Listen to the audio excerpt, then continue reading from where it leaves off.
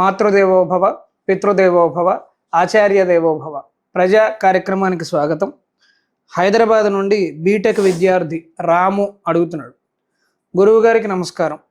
ఈ ప్రపంచమంతా మాయ అని అద్వైతం చెబుతోంది కదా, అటువంటప్పుడు ధర్మం కోసం పోరాటం చేయటం ఎందుకు? మనుషులు తప్పులు చేసేసి ఇదంతా మాయ అని సమర్థించుకునే ప్రమాదం ఉంది కదా, నివృత్తి చేయి. బీటెక్ విద్యార్థి బీటెక్ ప్రపంచం అబ్బాయి యువతరాన్ని కొంతమంది పెద్దలు తప్పర్థం చేసుకుంటున్నారేమో అనిపిస్తుంది నాకు.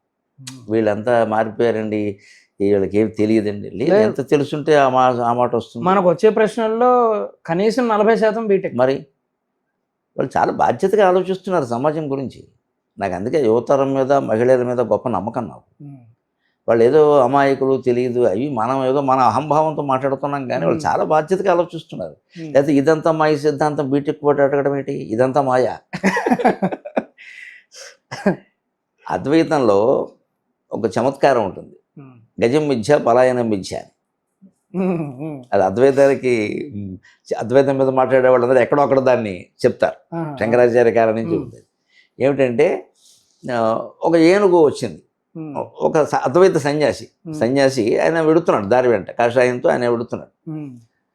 ఆయన అద్వైతం అంటే బ్రహ్మసత్యం జగన్ మిథ్య కదా. వెనకాల ఏనుగు వచ్చి ఓ భయంకరిస్తుంది, ఈయన పరుగు పెట్టాడు. ఆ తర్వాత ఏనుగు వెళ్ళిపోయింది. ఒకటి ఈయన దగ్గరికి వచ్చి, అంతా మిథ్య అంటారు కదండి, గజం మిథ్య కదా, మీరు ఎందుకు పరిగెడుతున్నారు అన్నాడు. వెర్రివాడ, పలాయనం కూడా మిథ్య. నేను పరిగెట్టింది కూడా మాయే. అది తరవడము మాయే, నేను పరిగెట్టింది మాయే. నువ్వెందుకు అంత కంగారు పడుతున్నావు? తరిమినప్పుడు పరిగెట్టాలయ్యా, అక్కడ కూర్చుని దాని కింద పడతావా అని అడిగాడు. అప్పుడు మాత్రం వీడు మిథ్యను ఒప్పుకుంటాడా, వాడి ప్రాణం పోతుంది. కానీ సిద్ధాంతాలకు ఎప్పుడు తప్పుడు భాష్యాలు చెప్పద్దు. ఇప్పుడు ఈ దుర్మార్గాలు చేసేసి ఇదంతా మాయ అంటే సరిపోతుందా అన్నారు కదా వారు. దానికి సమాధానం ఏంటో తెలుసా? ఆ దుర్మార్గం చేసిన వాడిని చెతకొట్టేసి అప్పుడు అది కూడా మాయ అని చెప్పండి వాడికి. మరి దుర్మార్గం చేసి వాడు మాయ అంటున్నాడు అంటే వాడిని చెత్తకొట్టడం కూడా మాయే కదా. సమాధానం చెప్పవలసిన చోట గోప వాసిపోయేలా చెప్పాలి అబ్బాయి, మొహమాట పడద్దు. వాడు ప్రశ్న మాయే, మంది మాయే, గోప కూడా మాయే. మాయ అంటే అంత మాయే, కానీ వ్యవహారం నడవాలవుతా. అందుకే అద్వైతంలో మూల సూత్రం ఏం చెబుతారంటే, భావాద్వైతం సదా కుర్యాత్ క్రియాద్వైతం కదాచన, అద్వైతం త్రిషు లోకేషు నా అద్వైతం గురునా సఖ అంటారు. నీ భావాల్లో అద్వైతం ఉండాలి, క్రియల్లో కాదు. అంటే చెప్పింది చేయరా అండి, వితండవాదం చేయక. చెప్పింది చేయకపోవడం కాదు. అద్వైతం సిద్ధాంతం మానసికం, అది మానసికం, క్రియాపరమైనది కాదు. ఇది మనం ఓ పొలం కొన్నాం, దాన్ని రిజిస్టర్ చేయించుకోవాలి. అంతా మాయ, భూమి మాయ అంటే పొలం కూడా పోతుంది. కొనడం కూడా మాయే కదా. ఎందుకుంటున్నావు? కొనడం అని ఒకటి పెట్టుకున్నాక రిజిస్ట్రేషన్ చేయించుకోవాలి, దానికి 2 సాక్షి సంతకాలు చేయించాలి. సాక్షులు మాయ అంటే పొలం కూడా మాయే. అది కుదరదు ఇక్కడ.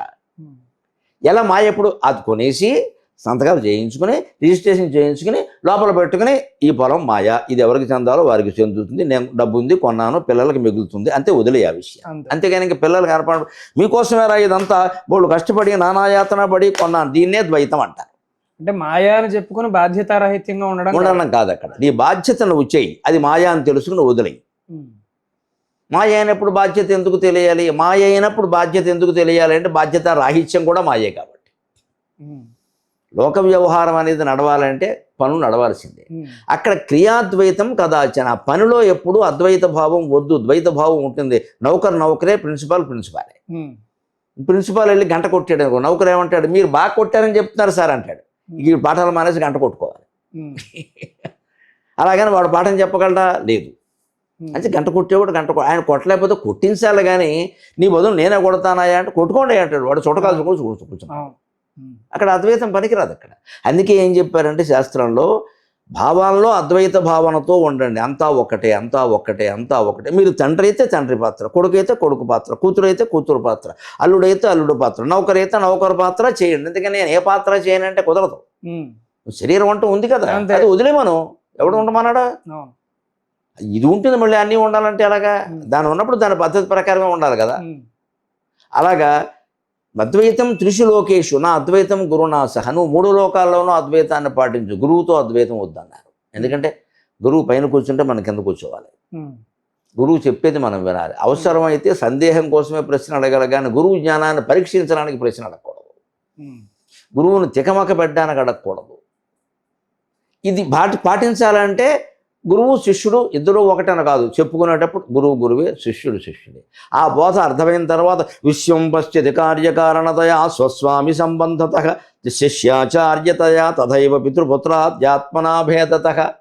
శిష్యుడు ఆచార్యుడు అందరూ ఒకటే. దక్షిణామూర్తి స్తోత్రం 9వ శ్లోకంలో ఉంటుంది. ఆ భావన చేయి, గురువును వదిలేయి. దానికి ఉదాహరణ చెప్పన, రామకృష్ణ పరమహంసకి 16 మంది శిష్యులు ఉండేవారు. వారి మఠాల్లో 16 మంది ఫోటోలు ఉంటాయి, 16 మంది చరిత్ర కూడా. అందులో వివేకానందుడు ప్రధానం. 16 మందిలో ఒకటి. పరమహంస పరమపదించాడు. ఈ శిష్యుల్లో తర్వాత అక్కడ ఉన్నారు, వెళ్ళిపోయారు, సిద్ధి ఉపదేశం పొందాక వెళ్ళిపోయారు. ఒక అతను ఎక్కడో కాశ్మీర్లో ఎక్కడో ఉన్నట్టు ఒక శిష్యుడు. ఈయన వెళ్ళిపోయిన తర్వాత ఒక ఏడాదికి 6 నెలలకు ఎప్పుడో ఒకరెవరో అక్కడికి వెళ్ళారు. ఆ శిష్యుడు వెళ్ళి, మీ గురువుగారు పోయారు, నీకు తెలుసు అన్నట్టు. అయితే ఏంటి, పరమహంస పోయాడు, అయితే ఏంటి, పెద్ద చూసుకొని చెబుతున్నావు అక్కడ, వెళ్ళు అన్నట్టే. పరమహంస శిష్యుడు, నిజమైన అద్వైతం అర్థమైంది ఆయనకే, నన్ను అడిగితే ఆయనకి నమస్కారం. అంటే ఆ గురువు పోవడని, ఆయన మామూలు శరీరం ధరించిన వాడు కాదని, చిదాత్మనే ఆయనకి అర్థమైంది. అందుకే ఆయనకు పోవడం, గురువు పోయాడా, ఎవరు చెప్పారు నీకు, అయితే ఏంటి, దాన్ని నాకు చెప్తామేంటి, ఇక్కడ వెళ్ళు అన్నాడు. అందుకని గురువా నీకు మరణం ఉంటుందా అని సినిమా పాటలు పాడలేదు ఇక్కడ. ఆయనకు ఉంటుందని ముందే తెలుసు. మరణం ఆయన శరీరానికి ఉంది, పరమహంస శరీరానికి ఉంది, పరమహంస ఆత్మకు లేదు. అది తెలిసిన వాడు కాబట్టి ఆయన చాలా తేలిగ్గా తీసుకున్నాడు ఆ విషయాన్ని. అందుకని గురువును పట్టుకుని వేలాడడం, గురువు పీఠానికి రోజు వెళ్ళడం, మీరు లేకపోతేనే తట్టుకోలేని, ఒక ప్రియురాలు లేకపోతే నేను తట్టుకోలేననే వాడికి, గురువు లేకపోతే నేను తట్టుకోలేననే వాడికి I don't find any difference my boy. ఏ బంధమైనా బంధమే, వదలాల్సిందే. కాలువ దాటిన తర్వాత నా వేళ వదిలేమో, జ్ఞానం పొందిన తర్వాత గురువుకి నమస్కారం, వదిలేయవలసిందే. చాలామందికి నచ్చదు ఇది, కానీ నాకు నచ్చే మాట, పరమ సత్యమైన మాట, వదిలేయవలసిందే. ఇలా పట్టు కూర్చుంటే గురువు చెడిపోతాడు, గురువు చెడిపోతాడు. ఎందుకంటే ఈ బంక వదలడు. ఇంకా మీరు లేకపోతే నేను లేను, ఇప్పుడు వీని కోసం బతకాలి ఆయన. వ్యాసుడు చెబుతాడు భారతంలో, నావ దాటిన తర్వాత, కాలువ దాటిన తర్వాత నావను వదిలేసినట్టే గురువు జ్ఞానం పొందిన తర్వాత గురువును వదిలే. అంతేకాదు, గురువు చెప్పిన జ్ఞానం కూడా వదిలే, నీ దారి నువ్వు చూసుకోండి. దాని మీద ఆధారపడద్దని, జ్ఞానం వదిలేయమని కాదు, ప్రయోగాత్మకంగా మనం ఇంకేదో నీకు అంతకంటే గొప్ప తోచచ్చు. వేదం చెప్పిందిరా బాబు స్వయంగా, అవేదో భవతి. ఆశ్చర్యపోయి మురిచిపోయాను నేను. వేదో అవేదో భవతి. వేదం పూర్తిగా చదివితే ఏమనిపిస్తుంది అంటే, వేదం అసలు వేదమే కాదు అనిపిస్తుంది. ఇందులో ఏం చెప్పారు, ఇంతే కదా, ఇంకా తెలుసుకోవాల్సింది చాలా ఉంది కదా అని వెళ్ళిపోతాట. అందుకని వేదం సర్వసంపూర్ణమని కూర్చోడు అక్కడ. అవేదో భవతి. వేదాన్ని దాటి వెళ్ళమని చెప్పింది. హిందూ మతం యొక్క ఉత్కృష్టత ఏంటంటే, ప్రపంచంలో అన్ని మతాల్లో మత గ్రంథమే అంటారు వేదాన్ని, చాలా పొరపాటు మాట. నన్ను దాటి వెళ్ళమని చెప్పింది. మరి ఏ మత గ్రంథమైనా ఇలా చెప్పిందా చెప్పమను. నేను చెప్పిందే చెయ్యి, ఇందులో ఉన్నదే చెయ్యి, లేకపోతే దేవుడు నిన్ను శిక్షిస్తాడు. ప్రతివాడు భయపెట్టేవాడే తయారయ్యాడు ఇక్కడ. నా హిందూ మతం, నా వేదం ఒక్కటే జనాన్ని భయపెట్టదు. తెలుసుకో, నువ్వు వేదాన్ని మించిన వాడివి, నువ్వు పరాత్పరుడివి. శివ నారాయణోహం నరకాంతకోహం అని చెప్పి మనిషిలో ఆత్మవిశ్వాసాన్ని నింపిన మతం హిందూ మతం ఒక్కటే, నింపిన గ్రంథం వేదం ఒక్కటే. వేదం ఏం తెలుసు మనుషులకి, అది గిరిగీసి వేదం నడవమల్ల నన్ను దాటి వెళ్ళమంది, నువ్వు తెలుసుకో అని చెప్పింది. అంచేత అది జ్ఞానం, అంతేగాని పట్టుకుని వేలాడడం కాదు. అది విషయం. అద్వైత సిద్ధాంతం ప్రకారం అంతా మాయా అని మనం అర్థం చేసుకోవటం కష్టమే. అయినా కొంతకాలానికైనా మనకు అది తెలిసి వస్తుంది. అయినంత మాత్రాన మన బాధ్యతలను మనం విస్మరించాలనడం దాని ఉద్దేశం కాదు. ఒక నాటకం జరుగుతున్నప్పుడు మనకు ఒక పాత్ర వచ్చినప్పుడు ఆ పాత్రకు మనం న్యాయం చేయటమే మన కర్తవ్యం. అందుకని మనకు దొరికిన ఆ సమయానికి ఉన్న పాత్ర, మనం ఆ పాత్రను చక్కగా మనం చేయవలసిన ధర్మ పోరాటం ఎందుకు చేయాలన్నారు కదా, మనం సంతృప్తి పడ్డానికి, ఆత్మసంతృప్తి. నేను ధర్మం కోసం పోరాడుతున్నాను, ప్రాణం పోయినా పర్వాలేదు అంటే వాడికి నిద్ర పడుతుంది సుఖంగా. అదే కురుక్షేత్ర యుద్ధంలో యోధులందరికీ రాత్రి నిద్ర ఎలా పట్టిందిరా, ఇందుకోసమే పట్టింది. అంత హింస జరుగుతున్నాయి ఎందుకంటే నేను ధర్మం కోసం పోరాడుతున్నాను. తెల్లరితో ఉంటాం, పోతాం. అది అద్వైతంలో గొప్ప. జగన్ మిథ్య అనే భావం లేకపోతే వీడు ఎలా పడుకోలేడు ఇక్కడ. అందుకని చేసేది మంచి పని అయినప్పుడు మన పాత్ర ఏదో మనం పోషించే ప్రయత్నం చేయాలి. అలాగే ఆ సిద్ధాంతం లోతుల్లోకి వెళ్ళే ప్రయత్నాన్ని కూడా మనం తప్పనిసరిగా చేయాలి. బీటెక్ విద్యార్థి అంటున్నారు కాబట్టి మరిన్ని గ్రంథాలు భవిష్యత్తులో చదివే అవకాశాన్ని కల్పించుకొని జాగ్రత్తగా ముందడుగు వేసే ప్రయత్నం చేయాలి. స్వస్తి.